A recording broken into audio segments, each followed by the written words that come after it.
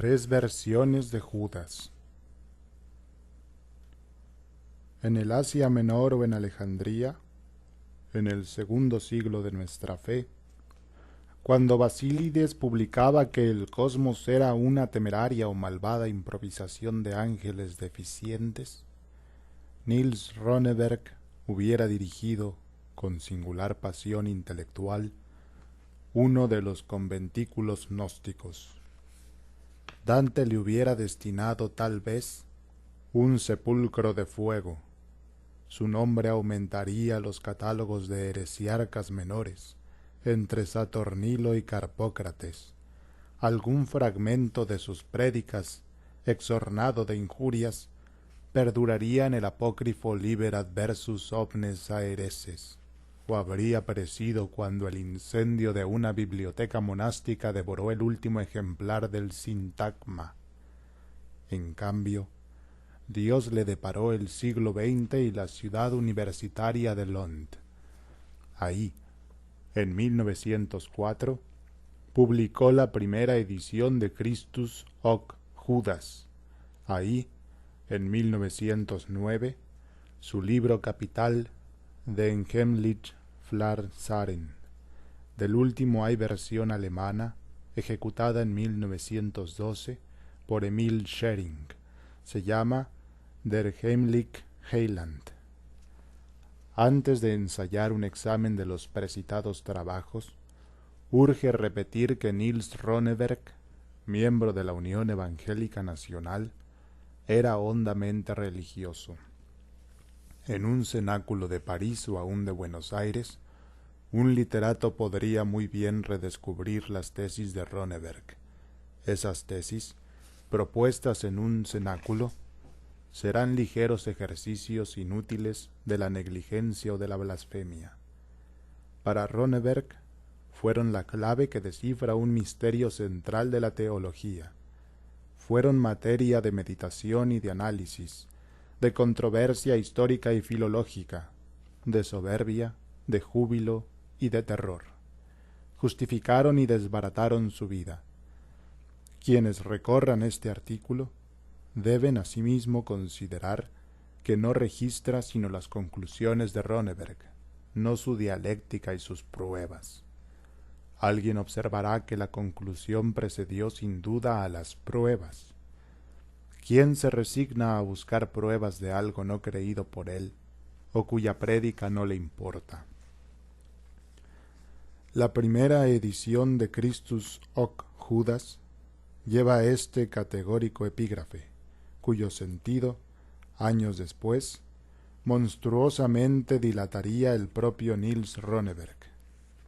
No una cosa, todas las cosas que la tradición atribuye a Judas Iscariote son falsas.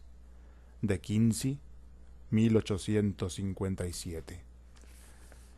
Precedido por algún alemán, De Kinsey especuló que Judas entregó a Jesucristo para forzarlo a declarar su divinidad y a encender una vasta rebelión contra el yugo de Roma. Ronneberg sugiere una vindicación de índole metafísica. Hábilmente, empieza por destacar la superfluidad del acto de Judas. Observa, como Robertson, que para identificar a un maestro que diariamente predicaba en la sinagoga y que obraba milagros ante concursos de miles de hombres, no se requiere la traición de un apóstol. Ello, sin embargo, ocurrió. Suponer un error en la escritura es intolerable. No menos intolerable es admitir un hecho casual en el más precioso acontecimiento de la historia del mundo. Ergo, la traición de Judas no fue casual. Fue un hecho prefijado que tiene su lugar misterioso en la economía de la redención. Prosigue Ronneberg. El Verbo, cuando fue hecho carne, pasó de la ubicuidad al espacio, de la eternidad a la historia, de la dicha sin límites a la mutación y a la muerte. Para corresponder a tal sacrificio, era necesario que un hombre, en representación de todos los hombres, hiciera un sacrificio condigno. Judas Iscariote fue ese hombre. Judas, único entre los apóstoles, intuyó la secreta divinidad y el terrible propósito de Jesús. El Verbo se había rebajado a mortal. Judas, discípulo del Verbo, podía rebajarse a delator, el peor delito que la infamia soporta, y hacer huésped del fuego que no se apaga. El orden inferior es un espejo del orden superior. Las formas de la tierra corresponden a las formas del cielo. Las manchas de la piel son un mapa de las incorruptibles constelaciones. Judas refleja de algún modo a Jesús. De ahí los 30 dineros y el beso.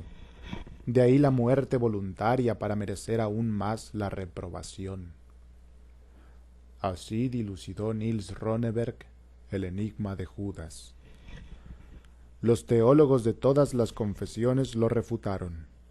Lars Peter Engström lo acusó de ignorar o de preterir la unión hipostática. Axel Borelius de renovar la herejía de los docetas que negaron la humanidad de Jesús. El acerado obispo de Lund de contradecir el tercer versículo del capítulo 22 del Evangelio de San Lucas. Estos variados anatemas influyeron en Ronneberg, que parcialmente reescribió el reprobado libro y modificó su doctrina. Abandonó a sus adversarios el terreno teológico y propuso oblicuas razones de orden moral.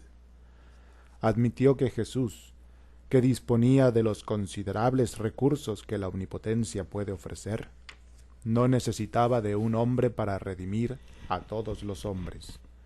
Rebatió, luego, a quienes afirmaban que nada sabemos del inexplicable traidor.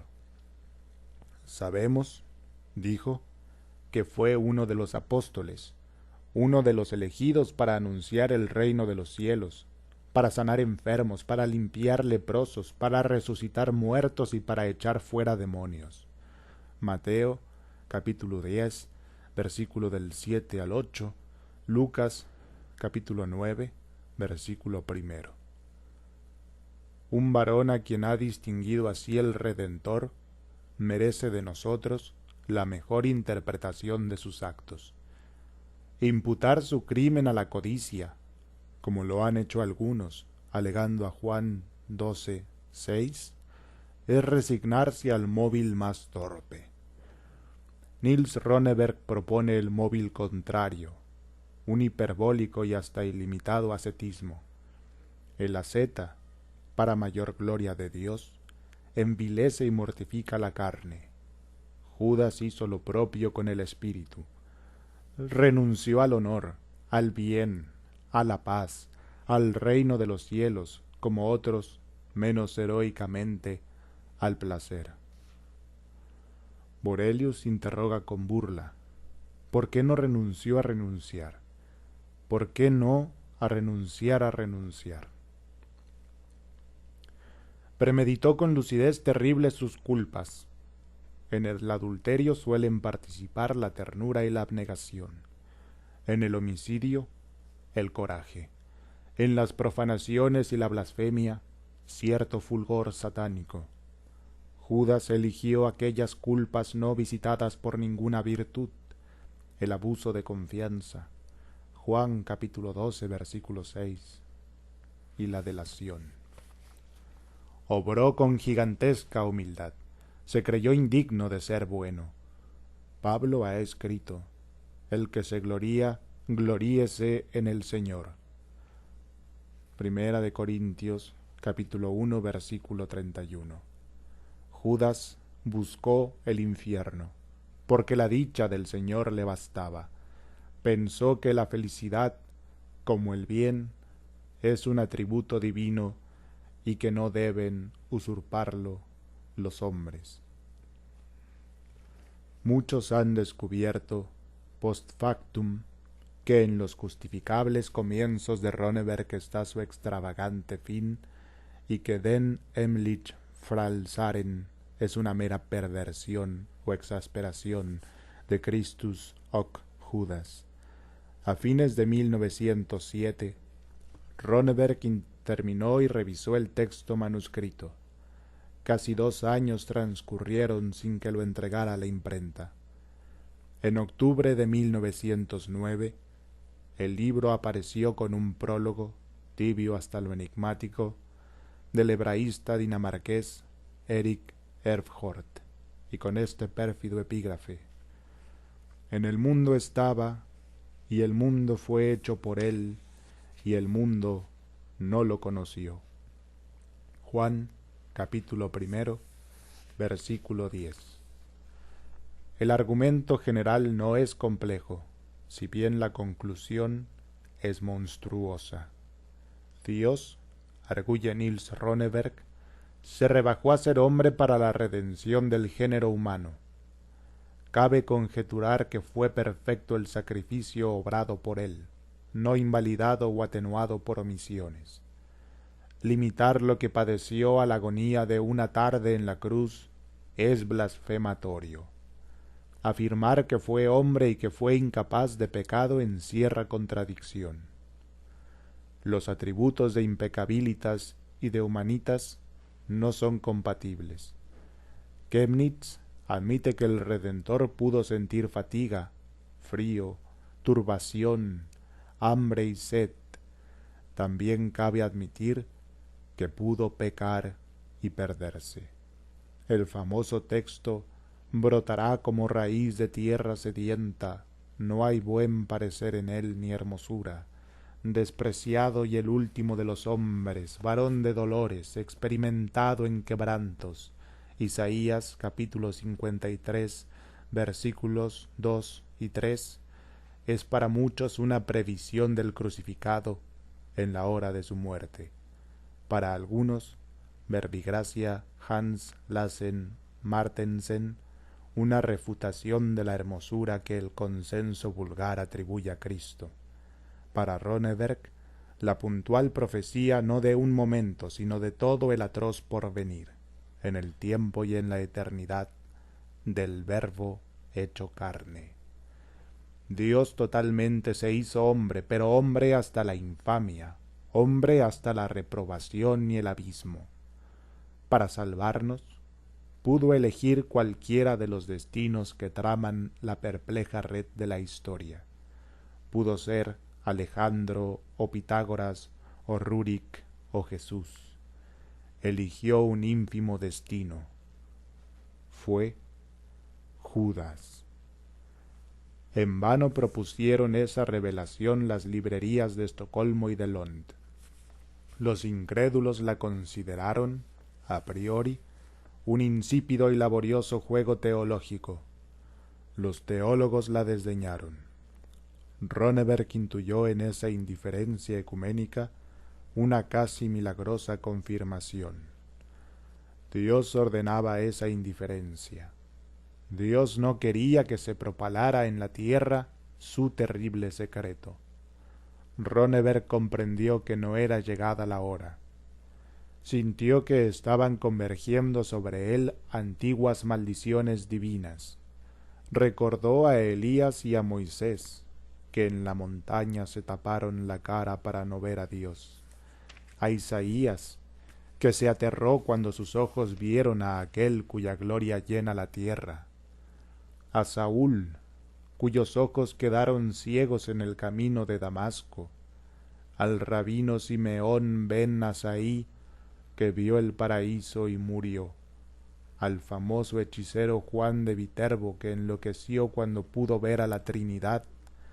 A los Midrasim, que abominan de los impíos que pronuncian el Shem Ame Porash, el secreto nombre de Dios.